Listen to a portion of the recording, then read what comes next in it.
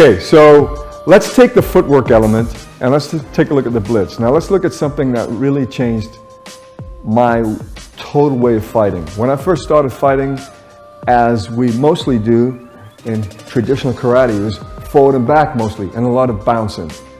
Now footwork is essential, and I'm not saying that's bad. It's something that you can still incorporate and still do, because moving around back and forth is important and being on your feet.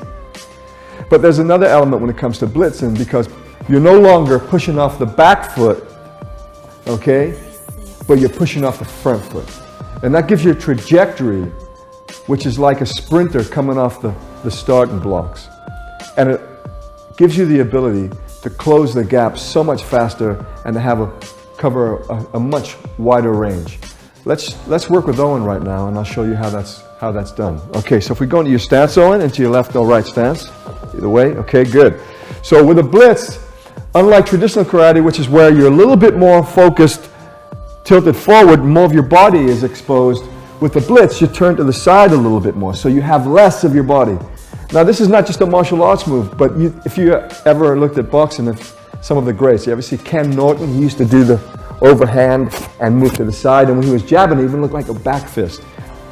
Ken Norton, for those who don't know, Ken Norton fought Muhammad Ali 3 times and was a great heavyweight.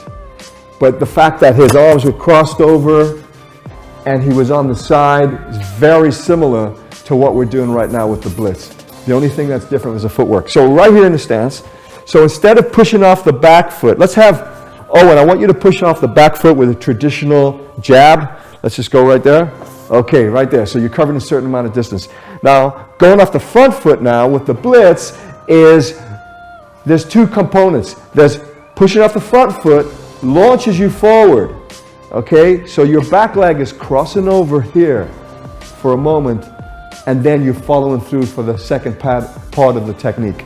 Okay, so let's see that right now. Crossing over first, there, and then through. There you go. And that's nice and smooth. Okay, so this is a great drill to go. Let's just do 1 first. Step over 1, cross it, and then 2, 3. That's go. Okay, nice. Let's put it together now. Okay, great.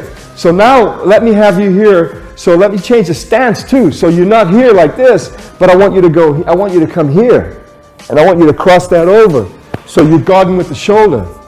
And when you come in here, the trajectory of the arm is coming from down here straight across as you come into the blitz. Let's go with that.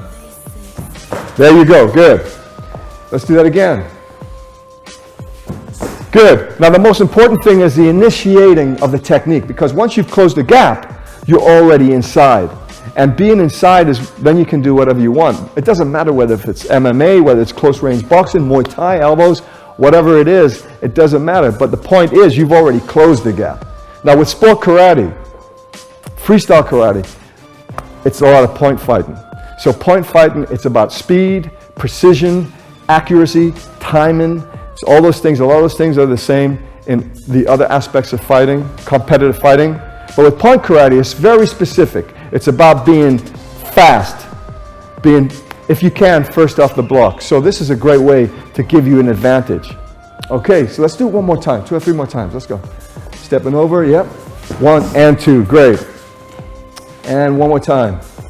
3, good. You see how explosive that is? Now what I want you to do right now is when you step forward, I want you to cross over, and then I want you to come into another technique. I want you to come into that rich hand or hook or whatever you want, because I want to see how once you're in, how you transition from closing the gap, and once you're inside, you can work in close. Let's just do that. So maybe we'll do I want you to do whatever you want, whatever feels natural. Okay, let's go with that. There you go, good. All right, now that kick would work beautifully if someone's moving back. And now if you're tight, if someone's in tight with you and you're this close after you've blitzed because you've closed the gap, maybe it's some hooks as well. Maybe something that's inside, something closer. Okay, let's go. Beautiful, beautiful. Nice one. And let's do one at full speed right now. Okay. Great, awesome. All right, let's stay right there. Let's work it with the pads. Okay, so I want you to face me, Owen, and I want you to come with the blitz right here. Good, right there. Now, just to be sure, let's just take a look at the traditional way. And suppose you wanted to throw the traditional back fist. Barely reaches me. I'm going to move back a little bit more. Can you do it right here? Way out. Now blitz me. Look at that. Easily covers the distance. And that's what blitzing, what makes it so effective and so efficient. And we've talked before, efficiency is very important to the fighter, because he who makes the fewer mistakes and can use his energy, do more with less output, will win the game. Let's do one more time. Here we go. Good. And I'm going to come back even further. Give you a bigger distance. Look at that. Beautiful. And that's a lot of space. It's like a bullet. Okay. All right. So we'll take it from there, how we can use blitzing from that section, and we'll go into how we take it after we've reached the point of contact. Thank you.